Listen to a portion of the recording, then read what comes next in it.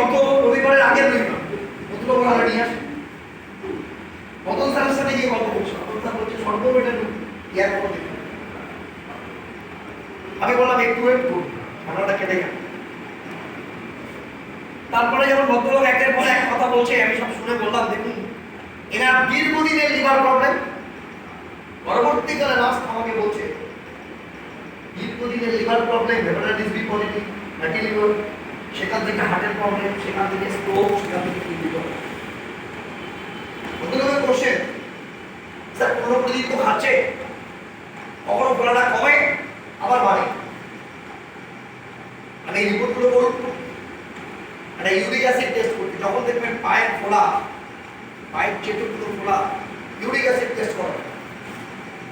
Uric acid বাড়ে কাদের? যারা high পিউরিক যুক্ত খাবার খায়, প্লাস মসুর ডাল, ডিম, চিংড়ি,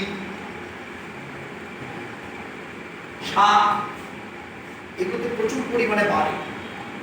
কমে কি করে?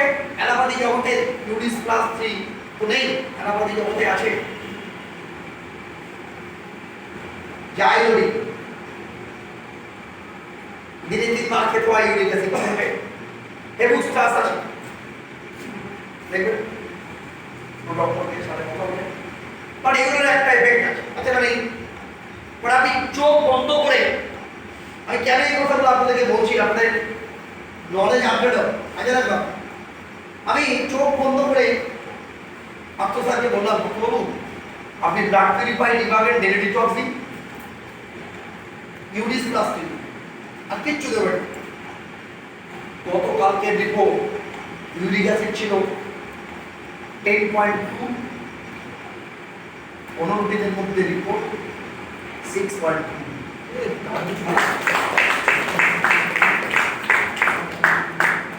ওনার বাচ্চাকে বলেছে, ওনার ছেলে বলছে স্যার দেখা করবো কোনো লাভ আননেসেসারি এসে লাভ, আমার তো কোনো উদ্দেশ্য নেই আপনার কাছ থেকে 500 টাকা বিক্রি দেওয়া। তো এসে কি করবে? আপনি এলেও আমি যা বলবো, আপনি না এলেও আমি সেটা বলবো, এটা থাকতে হয়ে যাবে, ঝামেলা বেড়ে যাবে। আলটিমেট এসে কি করবে? নেক্সট ইউরিস প্লাস 3 উইদাউট অপারেশন কিডনিকে স্টোন কে বের করে দিতে হয়, কিডনি স্টোন। শুধু তাই নয়, ইউরিক অ্যাসিড কে বের করে দেয়। শুধু তাই না, ইউরেথ্রাকে নরমাল করে। শুধু তাই নয়, যারা ক্যাথিটার পরে উইদাউট ক্যাথিটার তাদের ইউরিন হয় না, ক্যাথিটার পরে আছে থাকবে, তাকে ইউরিস প্লাস 3 খেতে দিতে। প্রস্টেট কমে,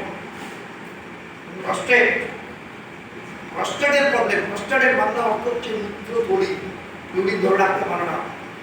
আপনি কি স্যার ক্লিয়ার? লিভারের প্রবলেম যার আছে তার হার্টের প্রবলেম আছে। আগে লিভার, তারপর হার্ট, তারপরে কিডনি। স্ট্রোক মানুষ মাত্রে স্ট্রোক উইদাউট স্ক্যান স্ট্রোকের ট্রিটমেন্ট হয়। মানুষ স্ট্রোকের আবার কিডনি স্ক্যান করার পর ট্রিটমেন্ট হয়। দেখবেন ব্লাড জমে যাচ্ছে, সেক্ষেত্রে হার্টকে ভালো রাখার জন্য ওয়েলাট খান, কিডনিকে ভালো রাখার জন্য ইউরিস প্লাস 3 খান, লিভারকে ভালো রাখার জন্য লিভারের খান। নেক্সট একটি প্রোডাক্ট লঞ্চ করলো মাইগ্রেন, অ্যালার্জি জগতের ট্রিটমেন্ট, ব্রেনের ট্রিটমেন্ট। আর মাইগ্রেন পেটের প্রবলেম সলভ করে, মাইগ্রেন সলভ করে। মাইগ্রেন এসছে, মাইগ্রেনের প্রোডাক্ট। ভেরিকোজ ভেন এসছে, ভেরিকোজ ভেন যারা দাঁড়িয়ে থাকে, সেলুন চাকরি, সেলুনে কাজ করে, ট্রাফিক পুলিশ, যারা অতিরিক্ত দাঁড়িয়ে থাকে, দেখবেন পা ফুলছে, পায়ের শিরাগুলো ফুলে উঠে, ভেরিকোজ ভেন, এর কোনো ট্রিটমেন্ট আমাদের মধ্যে নেই, ঘরের প্রোডাক্ট আছে। এই যে পায়ের ফিস্টুলা, এর কোনো প্রোডাক্ট নেই, ট্রিটমেন্ট নেই, বাট পায়ের ফিস্টুলাকে নরমাল করার জন্য ফুড আর ইজি কন্টিনিউ খাই যায়। পায়ের ফিস্টুলা তো নরমাল হবে, পেটের প্রবলেম তো সলভ হবে, তাই না কার্ডিয়াক অ্যারেস্ট, হার্ট প্রবলেম থেকে বাঁচবে। এই যে পায়ের কিউর যে ট্যাবলেট আসছে, হিমালয় কোম্পানি আছে, হিমালয় কোম্পানি এটা বের করেছে সিস্টল কিডনির জন্য, পায়ের সিসি। ওরা কিন্তু আয়ুষ প্রিমিয়াম মার্ক সার্টিফাইড পায়নি, but MyLife company AYUSH certificate, AYUSH premium mark certificate আছে। তাহলে শরীরের মহামূল্যবান অর্গান ব্রেন, ব্রেনের যখন কার্যক্ষমতা কমে যায় তখন ব্রেনের প্রবলেম আসে। আর মানসিক চাপ আসবে, বাইরে থেকে আসবে, আপনি করতে পারবেন না, মানে আপনি কি করতে পারবেন? আপনি যখন 5 ডেজ কন্টিনিউ খাবেন, ব্রেনের দুটো হরমোন আছে, একটা গুড হরমোন, একটা ব্যাড হরমোন। ওই গুড হরমোনটা তৈরি হতে শুরু করবে, ব্যাড হরমোনটা নর্মাল থাকতে সাহায্য করবে। তখন আপনার লাভ চাপ আসবে, আপনি দুর্বল হবেন না। প্রেশার, সুগার, থাইরয়েডকে কন্ট্রোল করতে সাহায্য করবে। তাই যাদের স্ট্রোক, চোখ বন্ধ করে, হার্টের প্রবলেম, ডায়াবেটিস, চোখ বন্ধ করে হাই স্ট্রেস কন্টিনিউ খাওয়া। হাই স্ট্রেস কতদিন খাবেন? This is not factor, this is the factor আমি কেন খাবো।